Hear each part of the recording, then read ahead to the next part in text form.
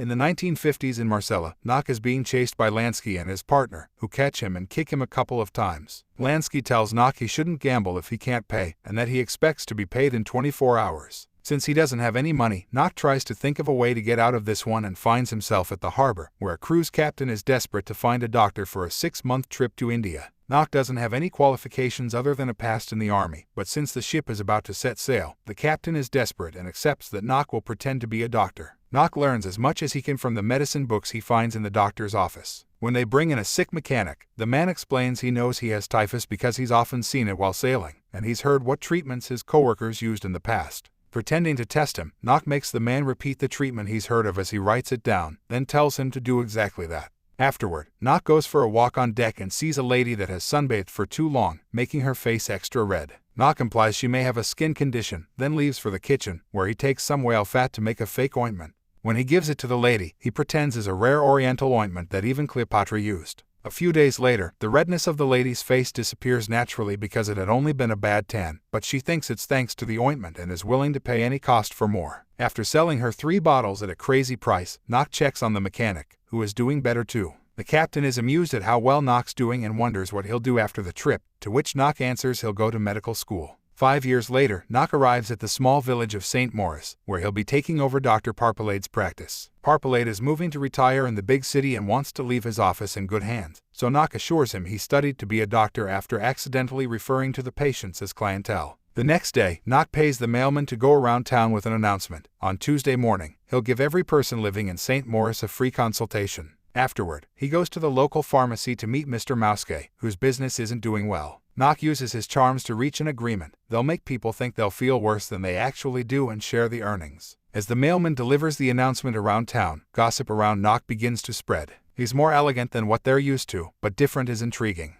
However, Priest Lupus thinks a doctor that offers free consultations is suspicious and must be hiding something. Some hours later, the mailman goes to Nock for his payment and is approached by Adele to drop a letter, causing Nock to start developing an interest in her. Afterward, he gives the mailman his free consultation, already using his charms to convince him his stress has some hidden sources they're going to treat. In the afternoon, Nock goes to the local school to speak to Bernard, the headmaster, to scold him for not having health classes at school. He leaves him some material to teach the kids about hygiene, including some posters that may come off as creepy and scary to the kids because of their gritty illustrations. These posters are also hanging on the walls of Nock's office, so when Tuesday comes around, everyone is feeling quite uncomfortable while waiting. Nock's first patient is Adele's employee Lecoq, who feels well and only came because it's free. When Nock notices her yawning, he gives her a quick checkup and tells her to diet and rest for a few days before deciding on a treatment. At that moment, Lupus arrives at the office and scoffs at everyone for being here when they never are this eager to go to mass. After Lecoq leaves, he cuts in line and sees Nock next, intending to give him a piece of his mind. However, Nock quickly takes over the conversation, tells Lupus he has conjunctivitis, and sends him away with a prescription. When Lecoq returns home, she orders Adele to tidy up her room and get a second mattress. Nothing shall bother her while she rests.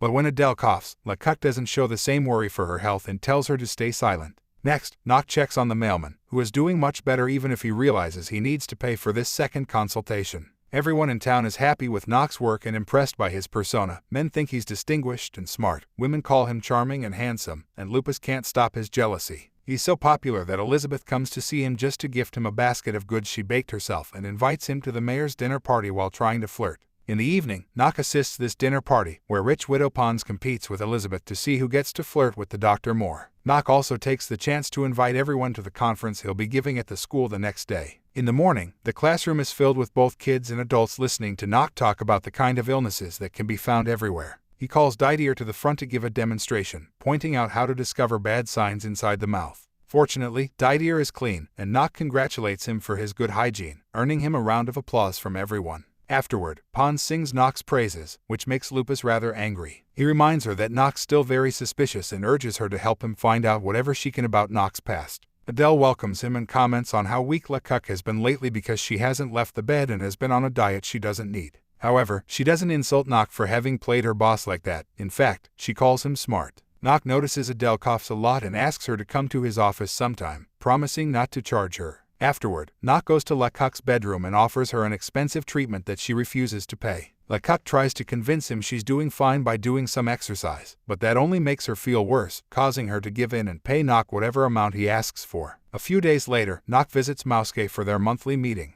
The pharmacy is doing much better now and Mouske is impressed by the money he's making, so he's hesitant to lose this when Knock comments on the chances of doubling their earnings. However, Knock uses his charms once again and gives him a speech about the two of them being the guardians of this town's health. Later, Knock's visited by Pons, who manages to get him to visit her 4 times a week to check on her health. She may be flirting, but Knock plays along because of the money that will bring. Pons also tries to ask some questions about his past, but Knock only gives her vague answers before dismissing her. His next patient is Elizabeth, who is desperate to beat Pont and takes off her coat to show Knock she isn't wearing any clothes. Her efforts are in vain though. Knock turns her down and asks her to leave. The night of the town's annual party, Knock notices Adele arguing with her fiancé and leaving the building in a huff, unaware that a newly arrived stranger is also sneaking in through the window. This stranger turns out to be Lansky, who has been traveling as a tramp. Lupus finds him stealing food and tries to call for help, but Lansky grabs him by the neck and threatens him into letting him stay in the church for a few days. Back to Knock, he takes his car down the road to offer a lonely Adele a ride. He scolds her for not wearing gloves and a scarf, but quickly apologizes when she mentions she isn't in the mood to be chastised. The two of them chat and bond on the way to her house, and Adele confesses she's broken up with her fiancé. She also claims to be the only one in town who knows why he's different. The next day, Adele comes to ask Knock for help with Lecoq's dog, Tom, since she can't take him to the vet because Lecoq will only pay for the animals that give her money, like the cows and sheep. Luckily, Tom's only dislocated his shoulder, thus Knock's able to quickly put it back into place. While Tom gets to run around again, Knock confesses he had been jealous of Adele's fiancé, so she asks him to dance with her right there to the rhythm of the birds singing. Sometime later, Lansky sees Knock in town and recognizes him, wondering what's going on. Knock has come to pick Mouske up to start a new project at the local hotel, and Lansky sees it all. After telling Lupus he'll stay 1 more week, he goes looking for Knock to ask for money. At first, Knock isn't afraid of him and pays him double the money he owed him. However, this isn't enough for Lansky and begins bribing Knock, asking for a big amount of money in exchange for keeping his secret. Adele doesn't show up for her date with Knock, so he goes to Lecoq's house, who asks him for a new prescription before confessing Adele has been in bed sick for 4 days. Yet when Knock wonders why he wasn't called, Lecoq says she didn't see a reason because she was feeling better. Knock rushes to check on Adele and worries when she sees the condition, causing him to send her to get some tests done at the city hospital. Before leaving, he leaves her a gift, a scarf with a pair of gloves. Unfortunately, when a few days later Knock gets the test results, they bring bad news: Adele has tuberculosis. Knock calls a friend in a specialized clinic to ask for treatment for Adele. He also promises to pay for it and requests his friend to keep it a secret from her. Later, Knock goes to the bar, and everybody falls silent when Lupus begins pointing out more people are sick now than ever. The bartender apologizes, pointing out that Lupus is just angry because nobody goes to church anymore since they're more concentrated on their health, but Knock doesn't let it bother him. Afterward, Knock takes Adele to the bus station and says goodbye to her. Elizabeth's in the area and sees them kiss. Feeling bitter, she rushes to the church to ask for confession. She tells Lupus an exaggerated version of what she saw and how warm it made her feel. She also lies about the day she went naked to the doctor's office and pretends Knock took advantage. Lansky notices how eager Lupus is to get bad gossip about Knock, and after Elizabeth leaves, he offers to tell Lupus some things about Knock's past in exchange for money. The next day, Knock goes to check the hotel, which is being transformed into the village's first clinic. He learns that Lansky is there renting one of the last rooms left, and finds him cleaned up and armed.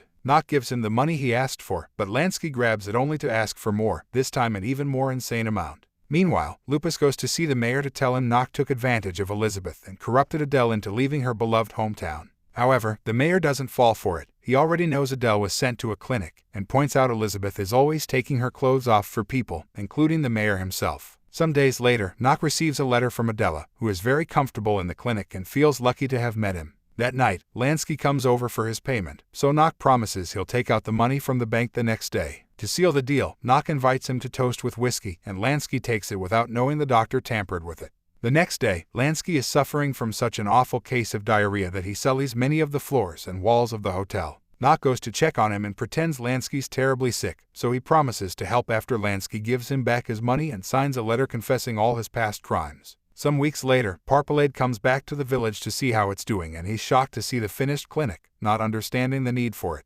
Next, he goes to see Knock and is even more shocked to hear he has 600 consultations a month. Harpelade points out the poor morals behind this method, causing Nock to begin a speech about the way medicine is reaching the common people that annoys Harpelade into leaving. Nock visits Adele and she sweetly tells him the two of them aren't so different after all because they grew up poor. Unfortunately, a few days later, Nock receives bad news: Adele has died. Overwhelmed by grief, he destroys his office. During the funeral mass, Lupus says Adele died because she put her life in the wrong hands and mentions Nock's former gambler and thief. Furious, Nock admits having done bad jobs to survive, but he worked hard to become a doctor when he had a chance. After insulting Lupus for bringing this up in the middle of a funeral, Nock leaves, and the townspeople immediately jump in his defense, also calling out Lupus for having interrupted such a solemn occasion with these matters. Meanwhile, Didier follows Nock to his house and notices he's packing his things up.